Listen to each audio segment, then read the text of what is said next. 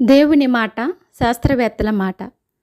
ముందు దేవుడు ఏమి తెలియచేశాడు, శాస్త్రవేత్తలు ఏం చెప్తున్నారో తెలుసుకుందాము. క్రీస్తు శకము 1543లో నికోలస్ కోపర్నికస్ భూమి కదులుతుందని చెప్పాడు. అంతకంటే ముందు ఈ మాటను చెప్పినవాడు దేవుడు.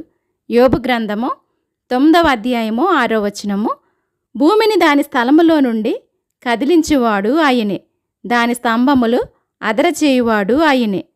నికోలస్ కోపర్నికస్ అనే శాస్త్రవేత్త భూమి కదులుతుందని కొన్ని సంవత్సరాల క్రితమే చెప్పాడు. ఆ భూమిని కదిలించువాడు దేవుడని, భూమి కదులుతుందని యోబు అనే శాస్త్రవేత్త కొన్ని వేల సంవత్సరాల క్రితమే చెప్పాడు. ఇప్పుడు చెప్పిన శాస్త్రవేత్త మాట మనము నమ్మినప్పుడు కొన్ని వేల సంవత్సరాల క్రితమే చెప్పిన యోబు అనే శాస్త్రవేత్త మాట మనము నమ్మాలి. అంతేకాకుండా బైబిల్లో తెలియచేసిన నిజమైన దేవుణ్ణి మనము నమ్మాలి.